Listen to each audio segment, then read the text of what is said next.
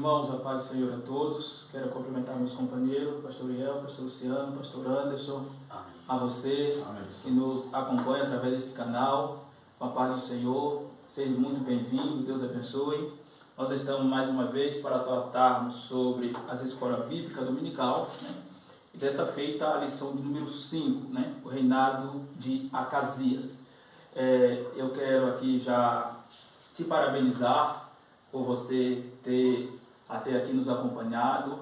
Eu espero que o nosso conteúdo tenha lhe ajudado a você preparar a sua aula da Escola Bíblica Dominical. Aqui apenas uma pré-aula, né, para melhor você possa ter mais argumentação na preparação da sua aula para a Escola Bíblica Dominical, tá bom? Você que é professor, professora da Escola Bíblica Dominical da classe adulto, né? Então você possa aí estar se enriquecendo, né, com os pontos que nós abordamos, falando mais sobre a questão dos personagens humanos, né? Essa é a nossa temática, mais voltado para os personagens. E dessa feita, a lição de número 5, né? A lição número 5, que é o reinado de Acasias, tá? A leitura bíblica em classe está no segundo livro dos Reis, no capítulo 1, do versículo 1 ao 8 e do 13 ao 17, essa leitura bíblica em classe, tá? Eu sei que este rei, por nome Acasias, é um pouco desconhecido, né? Pouco se fala sobre este personagem, então nós iremos fazer a leitura de alguns textos da leitura bíblica em classe, para nós argumentar um pouco sobre esse personagem Acasias, tá bom? Então, vamos lá para a leitura bíblica em classe, segundo livro dos Reis, capítulo 1, do versículo do 1 ao 8, que diz assim: Depois da morte de Acabe, Moabe se revoltou contra Israel, e caiu Acasias pelas grades do quarto alto que tinha em Samaria, e adoeceu, e enviou mensageiro, e disse-lhe: Ide e perguntai a Baal-zebub, Deus de Ecrom, se sararei desta doença.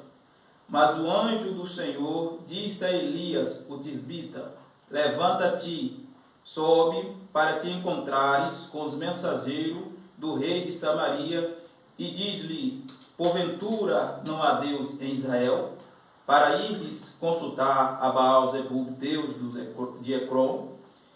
E por isso, assim diz o Senhor: da cama que subiste, não descerá, mas sem falta morrerá. Então Elias partiu, e os mensageiros voltaram para o rei, e lhe disseram: o que há que voltaste?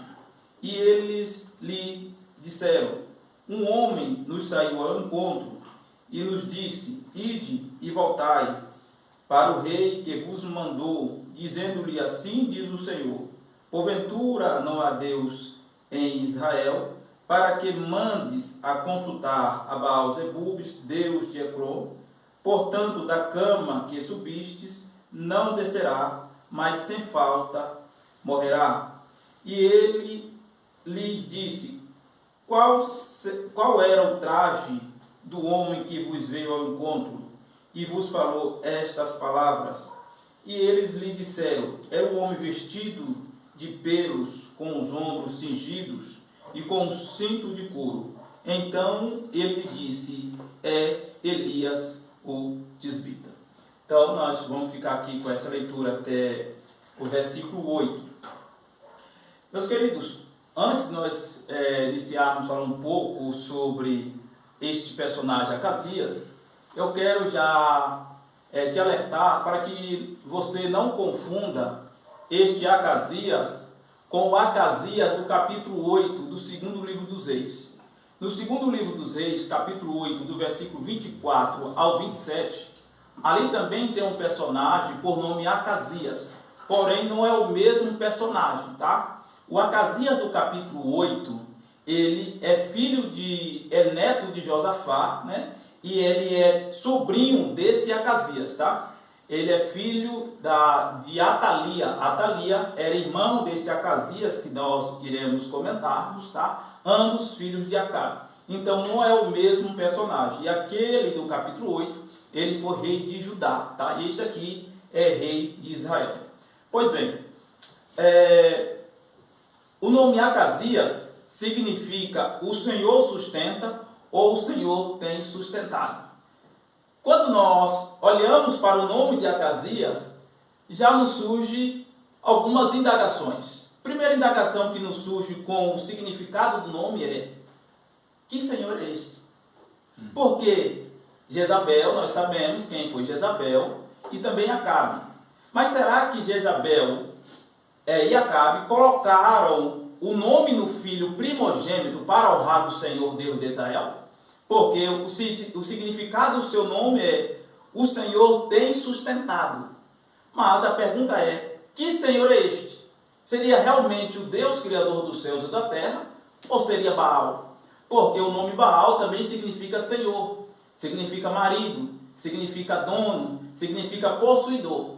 Então logo fica subentendido que o significado do nome não se refere ao Deus de Israel, e sim a Baal.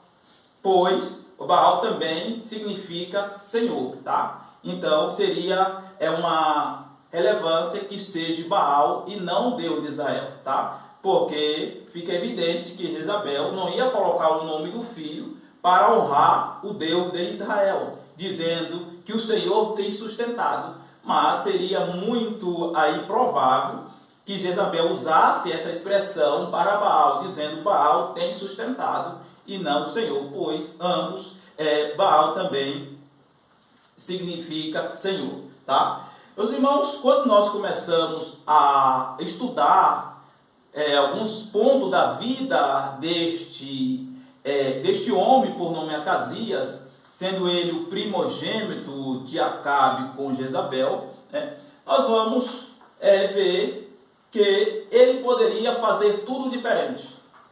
Ele viu as consequências do seu pai, ele viu que tudo o que aconteceu no reinado do seu pai, ele conhecia Elias, pois a leitura que nós lemos, os mensageiros qual Elias se encontrar e deu essa sentença, não conhecia Elias.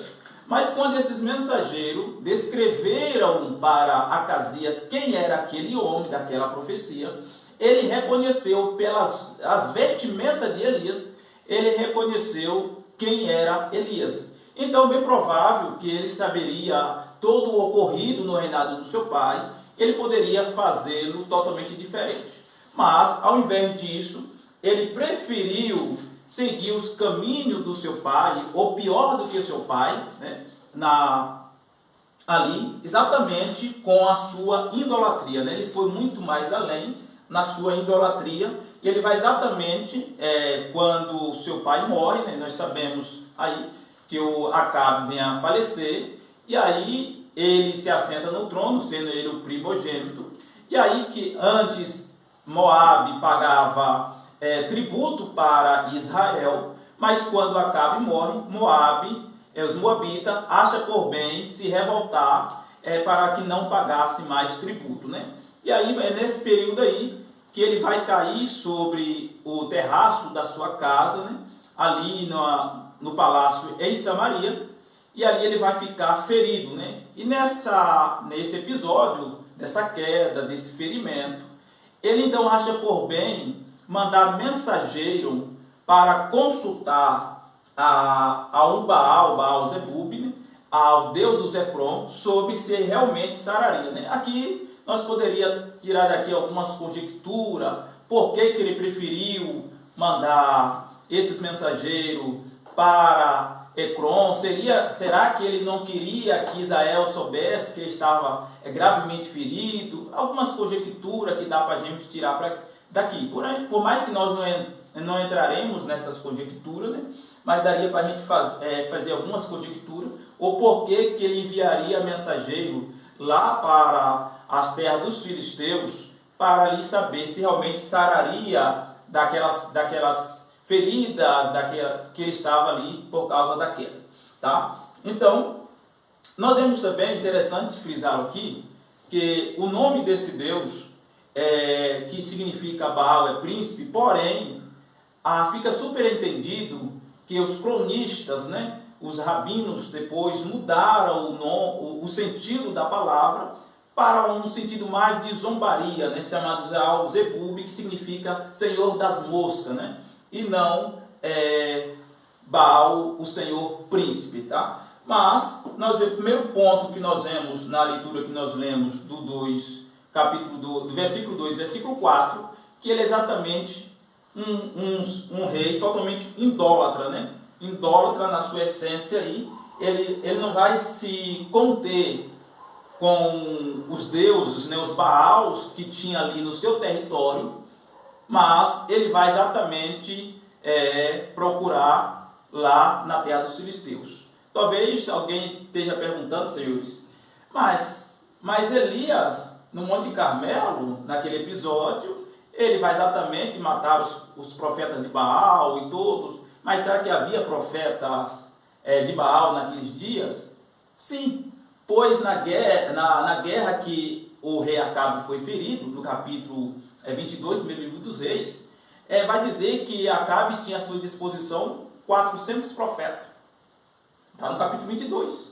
E aí, quando esses profetas profetizam para Acabe, dizendo que ele seria vitorioso naquela batalha, Josafá, que estava aliado com Acabe, pergunta para Acabe, mas não há nenhum profeta do Senhor? Então fica subentendido que aqueles profetas que estavam profetizando para Acabe, nenhum era do Senhor. E Acabe vai dizer, tem um aí que só profetiza contra mim, eu não gosto de ouvir ele. E Josafá então pede para que traga, e era exatamente Micaias, tá? Então, mas ele vai preferir esse Deus lá de Ecrón. Pastor Luciano, sobre a idolatria, Pastor Luciano, de Acaz, o senhor tem a expor, Pastor Luciano? Meus amados irmãos, graças e paz, todos os senhores, as senhoras, aos nossos companheiros aqui, Pastor Anderson, Pastor Wilson, Pastor El. Amém. Pastor, a gente vai perceber aqui que ele vai deslocar os mensageiros da sua localidade ali, Ecrón, aproximadamente 60 quilômetros. 60 quilômetros. Eles vão se deslocar para poder ir buscar uma informação, para saber se ele iria viver ou não. Só que nós vamos perceber que no livro de 1 Reis, no capítulo 22, e o versículo 53 vai falar a seguinte coisa: ele fez o que era mal aos olhos do Senhor Jeová, e andou no caminho de seu pai, e no caminho da sua mãe, e no caminho de Jeroboão, filho de Nebate, que fez Israel transgredir. O versículo 54 vai falar: e serviu a Baal e o adorou, e provocou a ira do Senhor Jeová e o Deus de Israel, segundo tudo que seu pai fizera. Nós vamos perceber, pastores, que ele não se atentou para aquilo que o Senhor Deus fez no Carmelo, porque ali era suficiente, porque nós vamos perceber que Elias, quando ele faz a proposta em provar quem era Deus, nós vamos perceber que o Senhor responde, todo o povo vê, todo o povo se manifesta dizendo que só o Senhor é Deus, os profetas também. Só que o que vai acontecer? O coração, tanto de Acabe e de Jezabel, que estavam enraizados na idolatria, não só enraizado no coração deles, eles vão deixar um exemplo agora para seu filho, Acasias. Acasias, você perceba que mesmo vendo Deus se manifestar, mesmo Deus se manifestando, ele não procurou da parte de Deus uma resposta. Ele vai agora enviar mensageiros para poder adquirir informação para saber como se sucederia a sua vida. E nós vamos perceber que que essa expressão também de Baal-zebub, ele é utilizada mais para frente lá no capítulo 10, se não me falha a memória, no Evangelho do Senhor Jesus, qual escreveu Mateus, onde eles vai dizer que Cristo era Baal-zebub.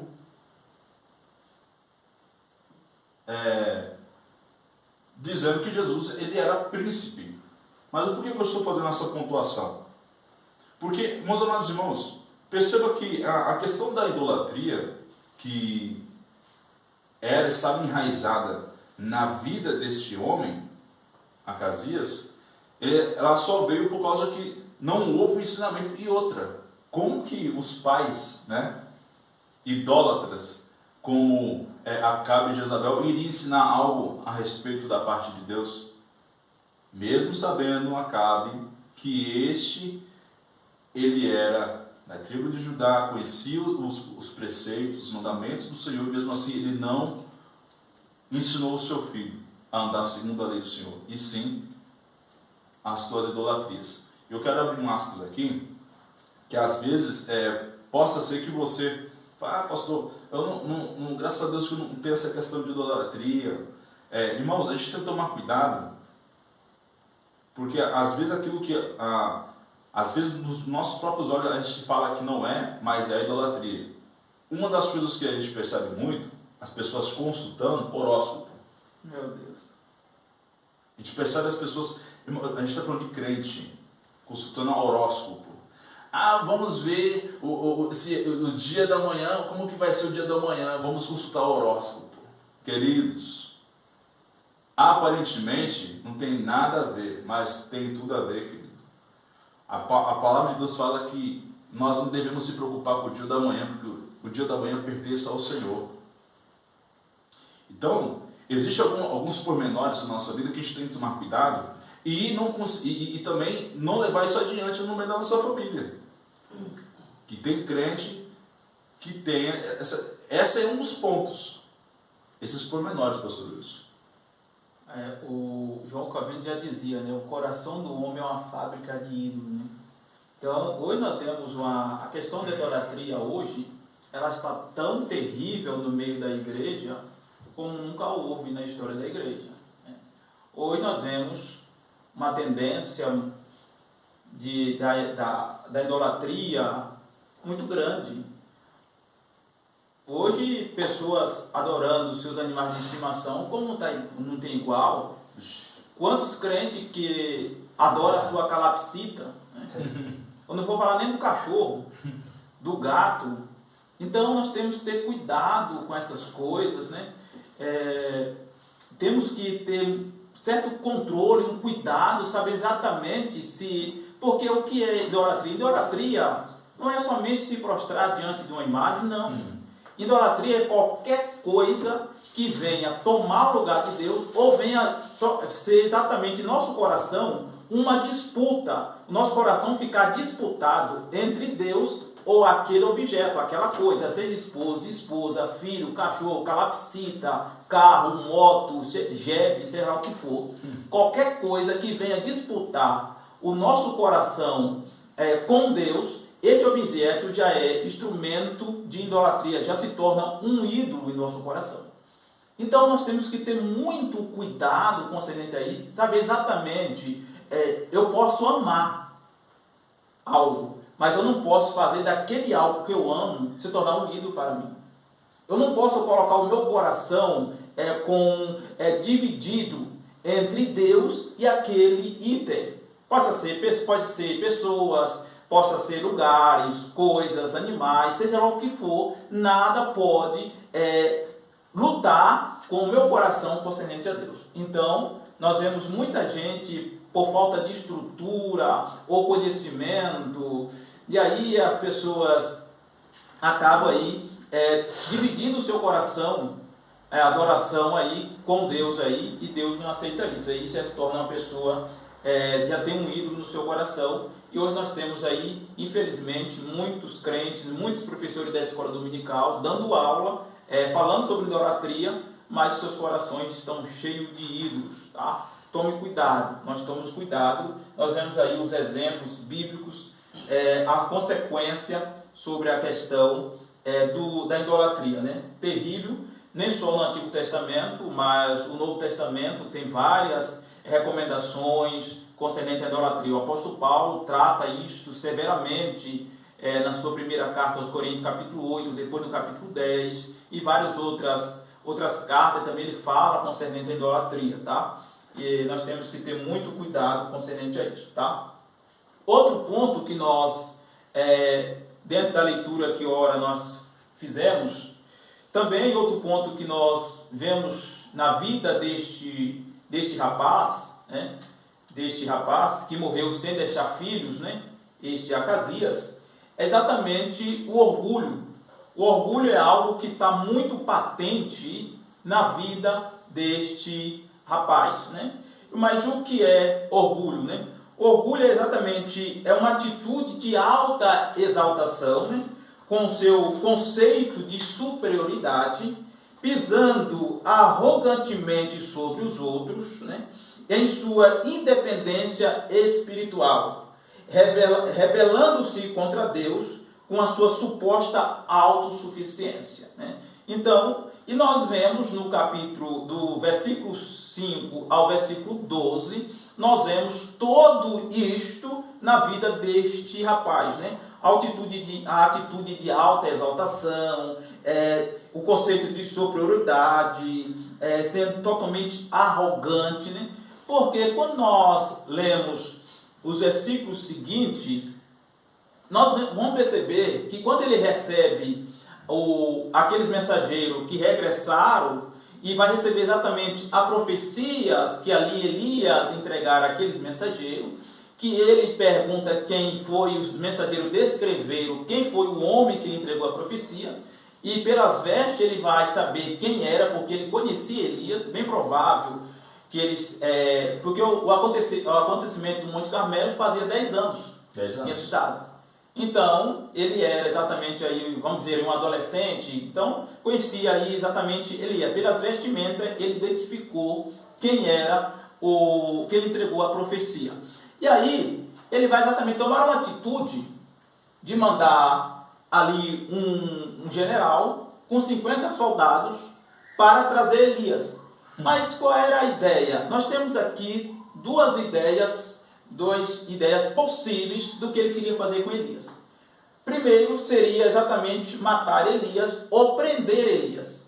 Possa ser que ele achasse que prendendo Elias ou matando Elias, a profecia seria anulada com a morte do profeta, né?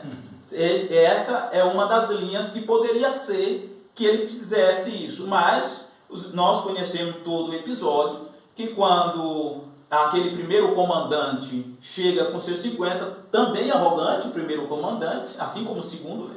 Totalmente arrogante, prepotente, e ali, nas suas palavras, pede para que Elias desça e venha com ele, e chama Elias de homem de Deus, mas não num tom de reconhecimento, mas num tom de afronta. E Elias vai dizer: se eu sou homem de Deus, desça fogo do céu, queime você e seus 50. Então 51 soldados ali foram. Ele, sabendo disso, enviou o segundo grupo. E aí, o segundo grupo, o mesmo acontecimento. E ele enviou o terceiro grupo. Então nós vemos isso, que é um homem totalmente arrogante, né? Orgulhoso, né? Pastor Iel, sobre o orgulho, Pastor Iel, de Acasias, o que o senhor tem a dizer, Pastor Iel? Bom, quero saudar a todos com a paz do Senhor Jesus. Um privilégio maravilhoso estar aqui mais uma vez, né? É interessante que nós vemos ele demonstrar orgulho, não sei, uma conjectura minha, né? Que a Bíblia nos dá o direito de pensar, de raciocinar em alguns certos pontos. Não sei se por causa da simplicidade de Elias, né? Porque ele perguntou qual era o traje do homem, né? E às vezes acontece muito isso também nos nossos dias, né? Às vezes a pessoa tem um traje de simplicidade, mas por detrás do traje é um homem de autoridade de Deus, há um grande profeta de Deus por detrás de um traje simples, né? E nós vemos que os trajes de Elias eram trajes simples, ele não conheceu pela simplicidade da sua vestimenta, sem ter visto Elias, né? como era o traje, como era a vestimenta deste homem. E assim é que Deus surpreende muita gente, como surpreendeu o tempo de Elias, né? Um lugar desconhecido, um profeta que sai de um lugar simples, um profeta que se veste de uma maneira simples, mas um profeta de Deus, que tem mensagens de Deus e que tem coragem de falar o que Deus quer que ele fala, o que Deus manda ele falar. E aqui, nessa ocasião, mais uma vez, diante de um rei, de um líder, de um monarca, de um líder de uma nação, já visto que a estratégia de Deus é atrair o povo à adoração ao Deus verdadeiro, que é o Deus de Elias. Enquanto esse líder, por sua vez, no segmento do seu pai e de sua mãe, quer conduzir o povo no segmento da idolatria. Porque se ele sabe quem é Elias, que Elias estava ali, que Elias é um agente de Deus, por que ele já não mandou direto consultar a Elias, o profeta de Deus? Porque ele sabe dos feitos que Deus realizou por intermédio de Elias. Mas ele quis se opor a Deus. Ele quis se opor a Elias e ao Deus de Elias. Então ele manda consultar a Baal. Dá a entender que aqui os profetas de Baal, né? Porque ele manda perguntar. Ou seja, se ele manda perguntar, porque eles esperam uma resposta. Então aqui é os profetas do Baal que haveriam de trazer uma resposta para ele. Mas nesse intervém, Elias, que não vai ser consultado, surge no meio do caminho, no cenário, e Elias entrega essa profecia para eles. Ó, porventura, né, não há Deus em Israel, né, para que ele venha consultar Baal-Zebub. Então a mensagem de Deus, de Baal eu não sei, mas a de Deus é essa. Da cama em que ele está, ele não sairá, porém nela morrerá. E a mensagem chega até ele, de maneira que ele procura saber quem é, como que está vestido o profeta. Por quê? Porque há muitos profetas nos dias de Elias, porém o profeta Elias é o profeta de Deus, diferenciado, que fala, e quando ele fala, Deus cumpre. E aí o que é que acontece? Ele diz a Elias. Mas ele manda buscar Elias, interessante que na oportunidade que ele tem de se arrepender e consultar o Deus de Elias, ele não faz isso. Ele manda buscar Elias. Aí é que entra essa questão, esse ponto que o senhor trouxe, de prender a Elias ou matar a Elias. Porque se ele tivesse um coração arrependido, ali naquele momento, o profeta de Deus, que através dele Deus fez grandes sinais no tempo dos seus pais, falou esta palavra. E a perspectiva dele era continuar vivo, era sair daquela situação.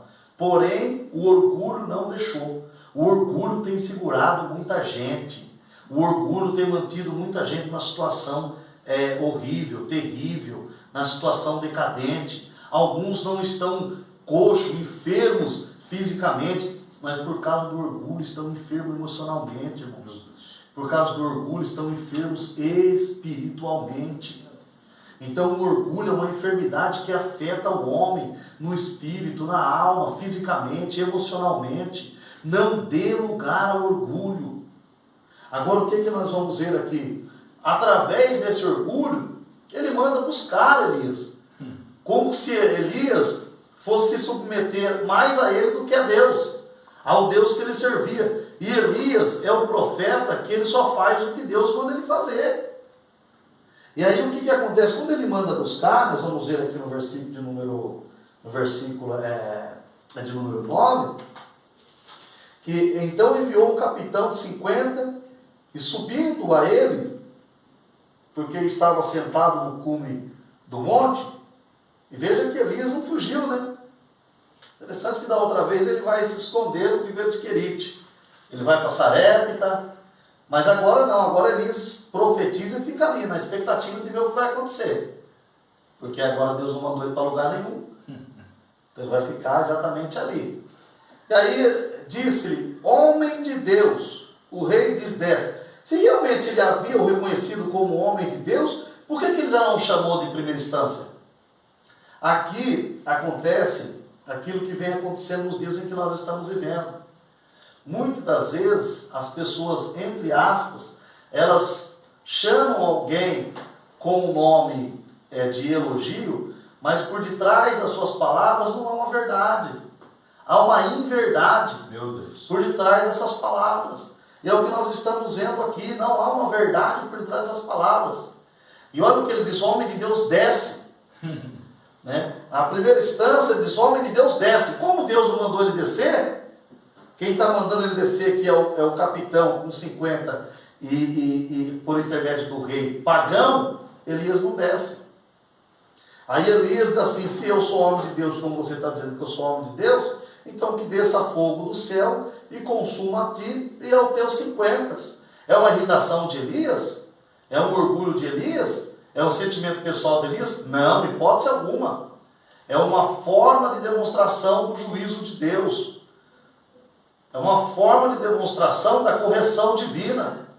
Por que essa correção veio sobre eles? Porque lá no monte não veio sobre eles, mas veio sobre o altar. Eles viram, eles contemplaram, eles eram conhecedores que Elias era homem de Deus e que o poder de Deus se manifestava especificamente, o fogo se manifestava no ministério de Elias. Então, por eles não serem inocentes diante do ministério que está diante deles, que é o ministério de Elias, do profeta que está diante deles, que é o profeta Elias, agora o fogo vem como um juízo para eles, e não como uma demonstração. E aí o que acontece? Eles foram consumidos. Não obstante isso, o rei fica sabendo, ao invés do rei mandar consultar novamente, não, o orgulho permanece. Mesmo ele vendo que o seu orgulho está levando pessoas a perderem as suas vidas. As pessoas estão perdendo a vida por causa do orgulho de um homem. Irmão, veja, meu querido, tanto que o orgulho, ele pode levar o homem a perdas irreparáveis. Ele manda mais um capitão com mais 50. E agora, com mais ousadia. Dá a entender que ele diz assim, ó, obriga ele a descer. Nas entrelinhas do texto, parece que eu vejo isso. Porque ele chega e não diz só para descer, ele diz, desce depressa. O outro disse, desce. Esse aqui já colocou a pressa no lugar. Desce, mas desce correndo. Desce, mas desce depressa. Ligeiro, vamos? E aí o que acontece? Ele diz que se eu sou homem de Deus, que o juízo de Deus aconteça aqui agora. E o que aconteceu? Como uma demonstração do juízo de Deus, que poderia vir sobre mais pessoas, ali vem fogo do céu e consome da justiça de Deus, melhor dizendo, que poderia vir sobre mais pessoas, vem fogo do céu e consome mais 50 e o capitão. Então nós vamos ver aqui por causa do orgulho de um homem, de um líder, de um monarca, de um rei que poderia mudar todo o cenário. Por causa do orgulho dele, 50 homens e 2 capitães perderam a sua vida. Por causa desse orgulho. O orgulho não leva o homem a lugar algum. Não obstante isso, ele manda pela terceira vez. Quando ele manda pela terceira vez, aí o que vem pela terceira vez, esse já vem com mais humildade. Esse terceiro capitão, ele já vem com mais humildade. O texto vai dizer aqui no versículo 13 que ele veio, pôs-se de joelho diante de Elias, suplicou-lhe ao homem de Deus, pedindo que se a sua vida fosse preciosa aos seus olhos, né, que ele viesse e o acompanhasse, né, juntamente com seus servos. Então a gente vê aí o exemplo de humildade, de submissão. Por quê? Porque Elias é Deus? Não, mas Elias é o agente de Deus. Elias é o representante de Deus. Então ele haveria de haver diante de Elias uma reverência, e essa reverência diante de Elias estaria sendo dada ao próprio Deus. Não a Elias, mas ao próprio Deus. Quando isso acontece, o terceiro capitão, ele vem, ele se humilha, ele vem com humildade, porque a humildade, a humilhação, ela alcança privilégio diante de Deus. Aí o anjo do Senhor diz para Elias, agora desce. E aí Elias vai descer, mas nós vamos ver que mesmo na descida de Elias, não há um arrependimento. O coração do homem está endurecido e permanece orgulhoso. Então, nós podemos tirar aqui esta lição do que aconteceu, que poderia ser uma demonstração de um vindouro juízo de Deus sobre eles, pautado no que está em Deuteronômio 4 e 24. Agora, o que nós precisamos entender? Deus não opera no orgulho do homem. Deus não opera no orgulho do homem. Nós estamos falando sobre Acasias, mas se fôssemos olhar na Bíblia, há mais exemplos de homens que por causa do seu orgulho teve perdas, levou outros a ter perdas. Pessoas que estavam ao seu redor também tiveram perdas por causa do orgulho. Deus não opera no orgulho do homem. Portanto, seja humilde, se humilha, ame, perdoa, peça perdão, reconheça que errou.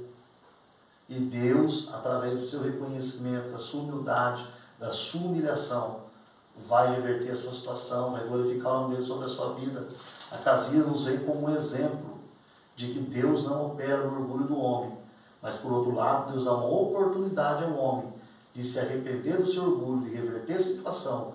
E se o homem fazer isso, Deus, ele pode mudar o quadro, a situação do homem ali. Porque havia um decreto, ele não, dessa cama não descerá, morrerá. Mas se ele se arrepende antes da sua morte, Deus o perdoaria.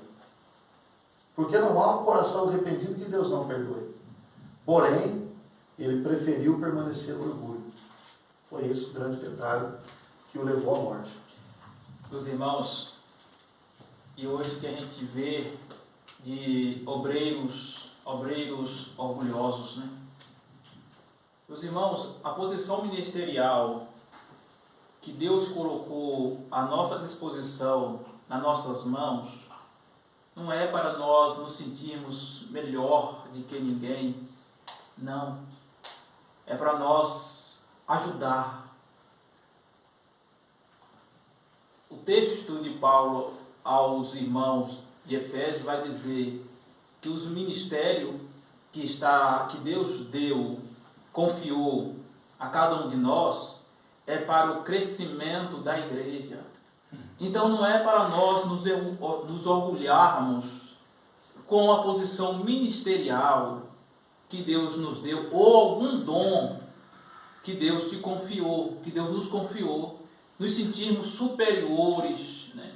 Não, tá? É para nós nos humilharmos. O provérbio diz assim, que diante da honra vai a humildade. Então a humildade sempre vai na frente. Se queremos ser honrados, a humildade nossa tem que estar na frente, né? Então, mas outro ponto que nós vamos estar vendo sobre a vida deste rapaz, de Acasias, exatamente é a sua relutância, né? É a sua relutância. O que é a relutância? A relutância é exatamente a relutância por sujeitar-se à autoridade de Deus, é exatamente a sua desobediência, né? E o terceiro ponto que nós vamos trabalhar sobre a vida de Acasias é exatamente sobre a sua desobediência.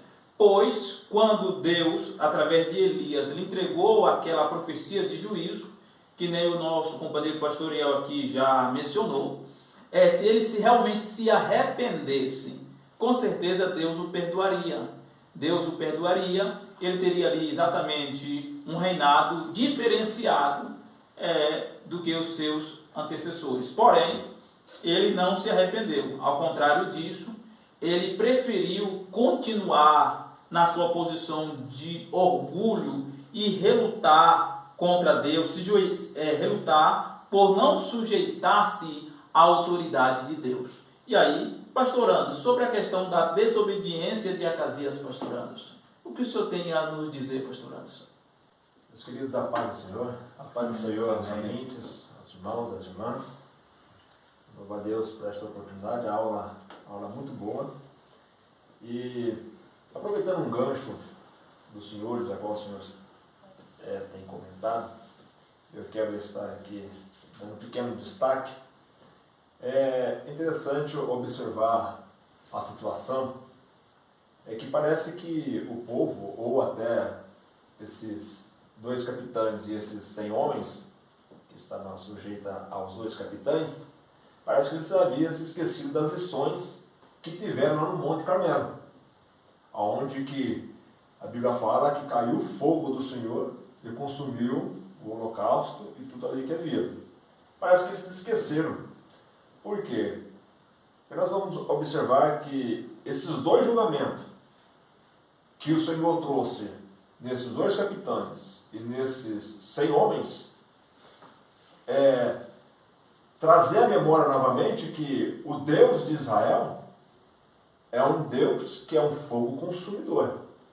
Se nós observarmos em Deuteronômio no capítulo 9 e o versículo 3, e também em Deuteronômio capítulo 4, versículo 24, como em Hebreus capítulo 12, versículo 29, a Bíblia nos mostra que o nosso Deus, ele é um fogo consumidor.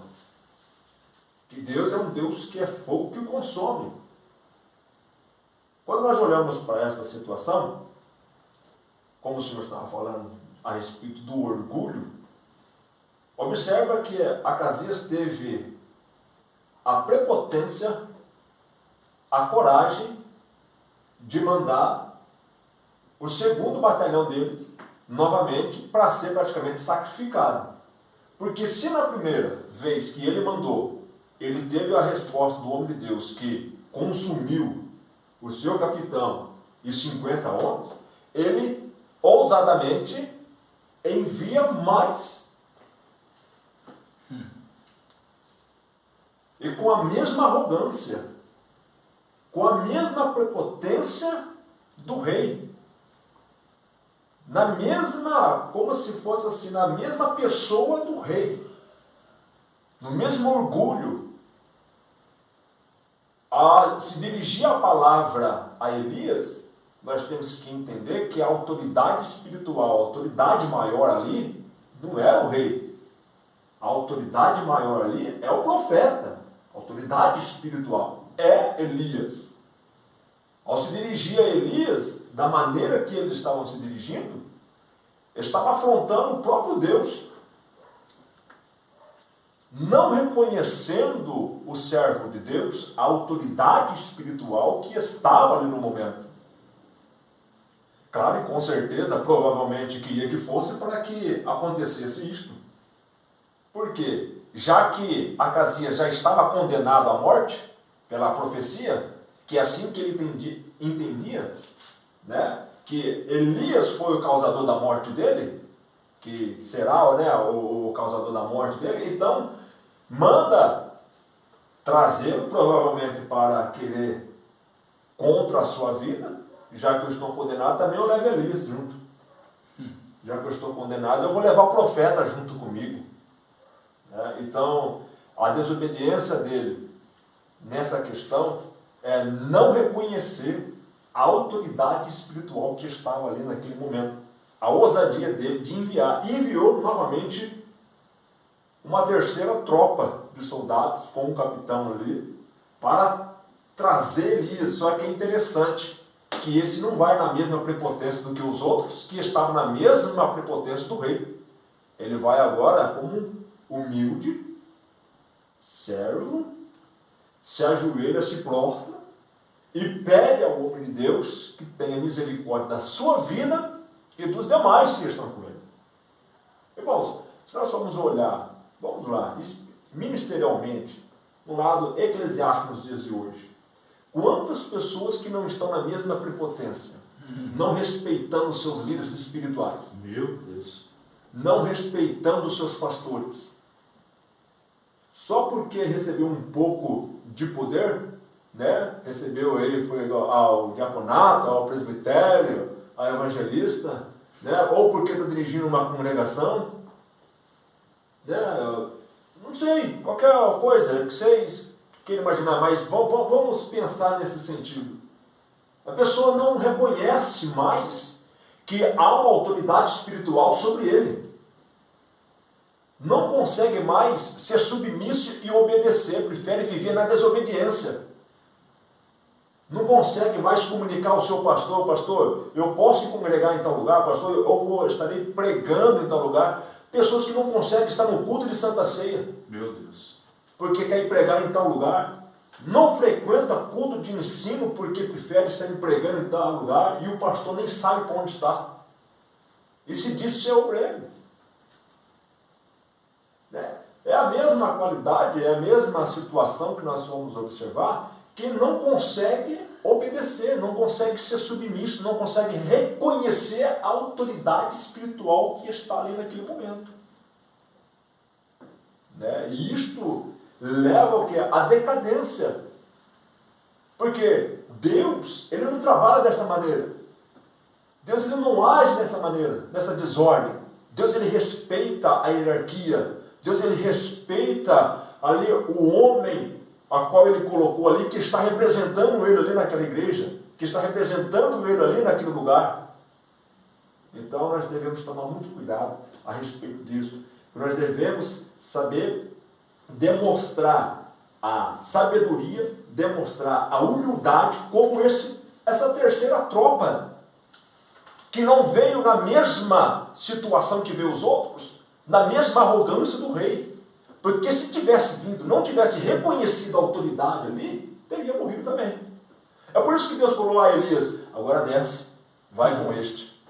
É porque parece que nós vamos entender algo aqui interessante no capítulo 15, que diz assim, ó, no capítulo 1, versículo 15, do 2 Reis, então o anjo do céu disse a Elias, desça com ele, e não temas. O que Elias estava temendo na vida daqueles outros? O que Elias estava temendo naqueles outros 2 capitães e naqueles outros 100? Porque agora parece que vai entender que o anjo está dizendo, não temas este, vai, pode ir com este. E se levantou e desceu com ele e veio ao rei. Com certeza havia uma maquinação maligna contra a vida de Elias. E não é diferente nos nossos dias de hoje, não. Quantos não estão se levantando para querer maquinar o mal contra o seu superior, contra o seu pastor, contra o seu líder? É a mesma coisa. Nós devemos tomar cuidado para nós não cair nessa desobediência como Acasias caiu. Não reconhecer a autoridade, né? Não reconhecer o Deus de Israel que estava ali na pessoa do profeta, né? Porque ele vai dizer, por acaso não há Deus em Israel? Para ir lá consultar o Deus de Hebron, a Baal-Zebub, né? Porque eles acreditavam dessa maneira, que Baal-Zebub dava a profecia, segundo, né, dá a entender que por ser o Deus da mosca, as moscas voavam e no barulho das asas vinha a profecia do Baal-Zebub. Eles acreditavam no zumbido das asas, vinha a profecia de Baal-Zebub. Ele queria ouvir o quê? Aquilo que os profetas deles sempre profetizavam, aquilo que os profetas dos pais profetizavam. Não, vai viver, vai viver. Irmãos, vamos entender que nós devemos ser submissos, entender a autoridade espiritual que está sobre nós. Nós temos um líder espiritual. Não precisamos de buscar outro em outro território. Meu Deus. Tem muitos que estão deixando o seu pastor para ir procurar lá do outro lado. Aí você não sabe a conduta que tem aquilo lá, você não sabe que profecia que vem de lá, deixa de ouvir um conselho do seu pastor para ouvir o conselho de outros lá que você nem conhece. Meu Deus. É por isso que há muitas consequências por causa da desobediência. Amém, pastor Deus. Glória a Deus. Meus irmãos, sobre esse ponto da desobediência, é outro ponto que nós devemos ter muito cuidado. Olha, os teus motivos, os nossos motivos, não justificam a nossa desobediência à vontade de Deus.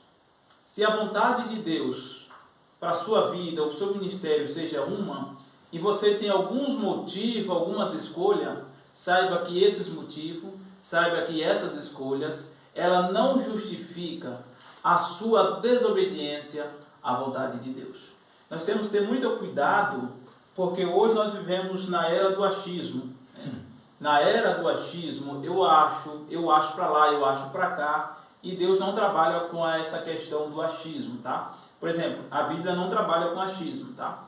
Jesus mesmo falou, é sim, sim ou não, não. Mas hoje nós vivemos a era do achismo, e aí muita gente acaba desobedecendo à vontade de Deus por causa dos seus motivos. Não, eu tenho um motivo e as suas escolhas, tá? Então nós temos que ter muito cuidado concernente a isso. Pastor Iel. Pastor Luiz, eu estava ouvindo os companheiros e é interessante um ponto que eu queria destacar. No versículo de número 14, ele vai dizer assim, a última frase que depois da vírgula, né, ele diz assim, agora seja preciosa aos teus olhos a minha vida. Veja que ele, o capitão, ele teme pela sua vida, e ele diz, seja preciosa aos teus olhos, se referindo ao profeta, dizendo que aos teus olhos a minha vida seja preciosa. Aí eu fiquei pensando, por que ele disse isso? Porque para Acasias, ele entendeu que para Acasias a vida dele não era preciosa. Meu Deus. Tanto a vida dele como a dos seus companheiros. Porque quando ele diz, seja preciosa aos teus olhos, ele entende que o orgulho do rei Acasias é tão grande que ele mandou um capitão com 50. Aí o fogo consumiu, ele mandou de novo um capitão com 50. O fogo consumiu, ou seja, quando esse capitão vai, ele já vai nessa perspectiva. Ele está me mandando sem se importar se eu vou morrer ou se eu não vou morrer, se o fogo vai consumir ou se não vai consumir. E o que esse capitão entende? Que ele vai continuar mandando sem se importar, que morra todo mundo por causa do orgulho. Veja que o orgulhoso, ele não se importa com a vida do seu semelhante. Veja que o orgulhoso, ele não se importa com a vida de quem está ao redor dele. Eu me importo sim. Se importa de verdade, por que não deixa o orgulho de lado? Meu Deus. Veja o que está acontecendo aqui. Ele poderia ter dito, não, alguma coisa está acontecendo. Não, então não vá lá, vá com cuidado, consulte Elias, consulte o profeta. Se humilhe diante do profeta. O que dá a entender é que ele não dá orientação nenhuma, simplesmente ele manda buscar. Porque o primeiro vem e diz assim, desce. O segundo vem e diz, desce depressa. E o terceiro vem e ele clama pela sua vida. Não há uma orientação do rei de como eles deveriam se portar, se colocar diante do profeta. Simplesmente pelo orgulho dele, ele disse, vai buscar. Morreu. Ele os 50. Vai você agora. Não importa se vai morrer, mas vai. E aí o terceiro vê que o primeiro morreu com 50. O segundo capitão morreu com 50. Então ele clama pela sua vida. Ele se humilha e vai com humildade diante do profeta. E diz assim, agora seja, depois dele haver se ajoelhado, depois dele pedir para suplicar pela vida dele diante de Elias, depois ele suplicar pela vida dos 50 que também estavam com ele, porque ele não se importou só com ele, mas também com os 50 que estavam com ele. Não houve, assim como havia em Acasias, um egocentrismo. Por quê? Porque o orgulhoso, ele é egocêntrico, ele não consegue ver quem está do lado dele. Porventura, esses homens não tinham famílias, não tinha esposa, não tinha filhos. Veja o quanto o orgulhoso prejudica não só um homem, mas uma família inteira. Meu Deus.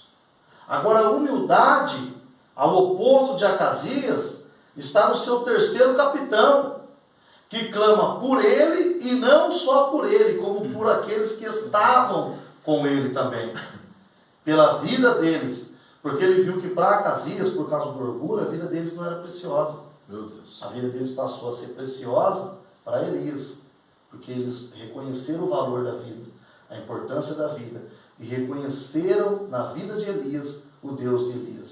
Aí sim o anjo do Senhor disse, não, agora você pode descer. Que agora tem um homem que valoriza a vida, que valoriza a família, que é humilde, que se humilha diante de mim e que reconhece de verdade que você é um homem de Deus e que eu estou na sua vida. Então agora você desce. Porque os outros eram palavras sem verdade. Porque às vezes a pessoa diz, mas você pode dizer assim, mas a Bíblia diz que a boca fala, o coração está cheio. Nem sempre. Esse é um texto que faz parte de um contexto. Agora, há outras ocasiões que o Senhor também disse, o povo me adora de boca, mas o coração está longe. Meu Deus. Então acontece muito isso, está acontecendo isso na vida do primeiro capitão com seus 50 e na vida do segundo capitão com seus 50. O que não está acontecendo na vida do terceiro capitão com seus 50. Mas no primeiro capitão com 50, do segundo capitão com seus 50, eles estavam ali sem coração aquebrantado nenhum. Eles estavam ali com o mesmo orgulho de Acasias, entendendo que eles eram a maioria. Quem está com Deus é a maioria. A maioria sempre vai ser aquele que está do lado de Deus. E aí o que acontece? Eles seguem o orgulho de Acasias e por causa disso eles morreram. Você também, que nosso pastor antes aqui falou sobre mestres, ensinadores, pastores, presbíteros, obreiros, até dirigentes de congregação, que é uma grande verdade que acontece nos nossos dias, mas você também que é membro. Você está vendo que é uma pessoa orgulhosa do seu lado, que é uma pessoa orgulhosa diante de você, que é um orgulhoso te ensinando, te orientando. Isso aqui, nós não estamos fazendo isso aqui em prol de uma denominação, nós estamos fazendo aqui na visão do reino. Você aprenda com esse capitão dos seus 50. Seja servo humilde, que se humilha e que reconheça o valor da vida. E o valor da vida, ele está além do orgulho de qualquer homem. Meu Deus. Então, nós precisamos entender, o pastor Wilson aqui já citou, meu amado querido irmão, diante da honra vai a humildade. E a humildade trabalha no oposto, caminha no oposto, em mãos opostas ao orgulho. Que nós possamos aprender com as lições dessa escola bíblica. Amém? Glória a Deus. Pastor Luciano. Pastor, eu estava aqui observando aqui, para você ver como que a idolatria cega a pessoa. Você vai perceber que no livro de 2 Reis, capítulo 1, e o versículo 2 e 3, você perceba que quando ele enviou os mensageiros a Ecrom para poder consultar Baal-Zebub, e até o pastor Anderson mencionou aqui, que o significado de Baal-Zebub é príncipe das moscas, senhores das moscas, até porque existia uma crença que toda pessoa que morresse, ou um animal que morresse, essas moscas se amontoavam nesse tal e trazia até ele. Mas você vai perceber que ainda, quando Elias aborda os mensageiros, você vai perceber que no versículo 4, o Senhor fala com ele, com Elias. Deus vai falar com Elias o que Acasias está fazendo. Eu vejo aqui uma oportunidade de Deus para poder Acasias se arrepender. Sim. Dos seus pecados, da sua idolatria. Você perceba que no versículo 4 ele fala assim, portanto assim diz o Senhor Jeová, não descerá da cama a qual subiste, mas certamente morrerá. E Elias se foi, Elias vai embora. Só que no versículo 6, no versículo 5, quando eles regressam novamente para o palácio, ele faz a pergunta, por que regressaste? O rei Acasias ele faz essa pergunta. Aí no versículo 6 vai falar assim, ele disse, subiu um homem ao nosso encontro e nos disse, ide e voltai ao rei, que vos enviou, e dizei-lhe, assim diz o Senhor Jeová, e porque não há Deus em Israel que ireis consultar Baal-Zebub, o Deus de Ecrom, portanto não descerás da cama a qual subiste, mas certamente morrerás. Você vai perceber que Elias já traz a mensagem para eles voltar. Eles ouvem dos mensageiros aquilo que Elias vai proferir. Só o que me chama a atenção é que quando ele vai procurar saber quem era o homem que tinha liberado a palavra, ele vai discernir, ele vai saber, é Elias, o tisbita. O que era para ter acontecido, o que era para ele ter feito? É Elias.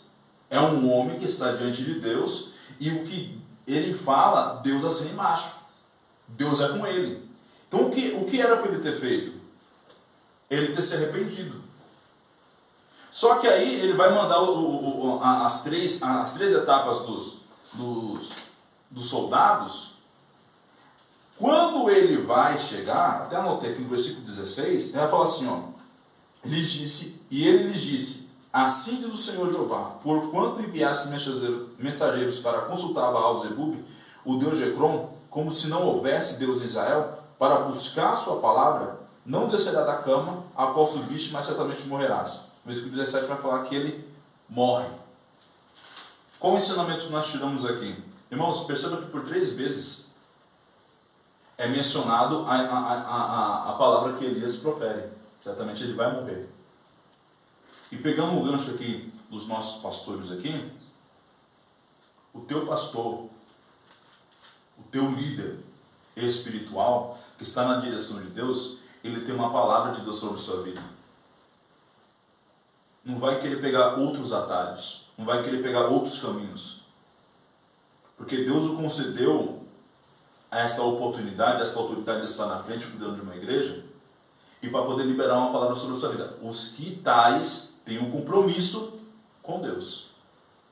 Se o teu pastor é um homem de Deus, ouça a voz dele. Abraça o que ele tem para lhe dizer, para te aconselhar. Não fique procurando por aí conselhos de outros. E não permita que, como já foi exposto aqui, que o orgulho, a desobediência venha te cegar, como fez com Acasias. Amém, pastor? O pastor Anderson. O problema é quando não há um reconhecimento, pastor. Esse é o problema. O problema é quando eu não consigo reconhecer que aquele que está ali foi colocado por Deus como uma autoridade espiritual sobre a minha vida. Meu Deus. Exatamente. Esse é o problema. Acasias não reconhecia Elias como autoridade espiritual de Deus ali. Meu Deus. Esse é o problema. Então, se eu sou submisso ao meu pastor e eu reconheço a autoridade espiritual que há sobre ele, colocada sobre ele por Deus, se Acasias tivesse reconhecido na primeira instância, quando os mensageiros voltou, porque a mensagem era certa, iria de acontecer, mas se ele tivesse reconhecido, talvez o fim que ele teve não seria, não teria sido da mesma, porque Deus deu a oportunidade, Deus deu a chance para ele, mas ele não quis, o orgulho procedeu o que? A ruína dele, infelizmente, e principalmente das duas tropas de soldados que ele enviou, e mesmo assim não houve reconhecimento. Entendeu? Então, esse é o dilema, o problema que nós estamos vendo nos dias de hoje. Tá? Reconhecimento, reconhecer a autoridade espiritual que está sobre mim. Porque a bênção, a minha bênção, está sobre o meu pastor.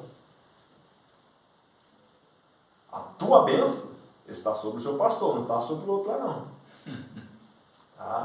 Tá ali, ó. É onde que você come, é onde que você está ali congregando. Não adianta querer fugir, não adianta querer escapar, não adianta procurar resposta em outro, em vozes, que não há resposta. Pastor Will, o senhor me permite, assim, é interessante porque você observa a forma de Deus trabalhar, né? Deus, ele trabalha de todas as maneiras para quebrar o orgulho do homem. Exato. Você observa que quando Moisés quis se aproximar de Deus, Deus disse, não chegues para cá, mas quem chegou primeiro foi Deus. Aqui a intenção dele não é buscar Deus, mas Deus provoca uma situação para que ele possa buscá-lo. Pronto. Você observa que o negócio dele falou assim, ele não mexeu com Deus. Deus deu uma oportunidade para ele, Deus se pôs na frente dele. Deus se colocou, eu estou aqui, ó. Porque ele já dá uma ordem direta, ele diz assim, ide e consultai a Baal-zebub, Deus de Ecrom. Aí o anjo do Senhor disse para Elias, para na frente desses homens. Aí Elias para, porventura não há Deus em Israel, para consultar a Baal-zebub, Deus de Ecrom. A oportunidade. Aí ele diz assim, por isso assim diz o Senhor, da cama em que subiste não descerás, mas sem falta morrerás. Veja que Elias não foi ao palácio de imediato, em primeira instância. O texto diz que Elias partiu dali. E ele partiu para um lugar visível, ele foi para um monte. O monte é lugar alto, o monte é lugar fácil de você encontrar alguém. E aí o que acontece? Ele fica num lugar fácil de ser encontrado. Porque já era estratégia de Deus. Deus é estrategista em preparar uma situação para o homem ir ao encontro dele. Mas ele não vai por causa do orgulho. Você veja que Deus se pôs na frente dele através de Elias. É como se Deus tivesse te jogado na frente dele. Então eu estou aqui, ó, me busca.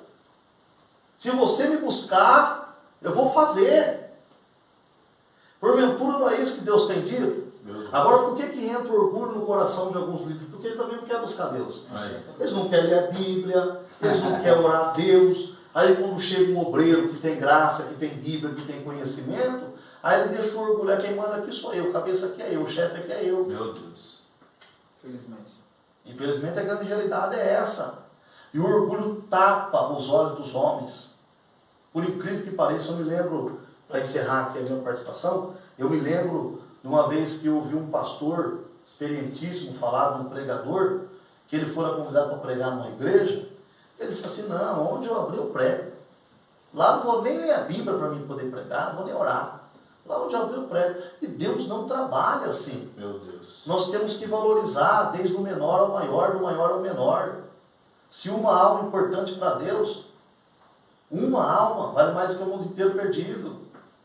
Então nós vamos ver que ele deveria ter dado o mesmo valor que ele daria a qualquer outra igreja que ele pregasse. Mas aí ele disse, não, onde eu abrir eu prego. E ele foi para o púlpito de cabeça erguida. E as expectativas que ele projetou em cima da mensagem dele, por causa do orgulho dele, não aconteceram. Desceu do púlpito de cabeça baixa. Meu Deus. E o pastor disse para ele, se você tivesse subido de cabeça baixa como você desceu, você teria descido de cabeça erguida como você subiu. O orgulho não leva o homem a nada. Por causa do orgulho, homens estão se distanciando de Deus. Por causa do orgulho, os homens estão perdendo a oportunidade de ter um relacionamento com Deus, de se aproximar de Deus, e não só de Deus, porque você se aproxima de Deus quando se aproxima do teu próximo. O orgulho te afasta das pessoas, da sua família, dos irmãos em Cristo. Então não deixe o orgulho habitar no teu coração.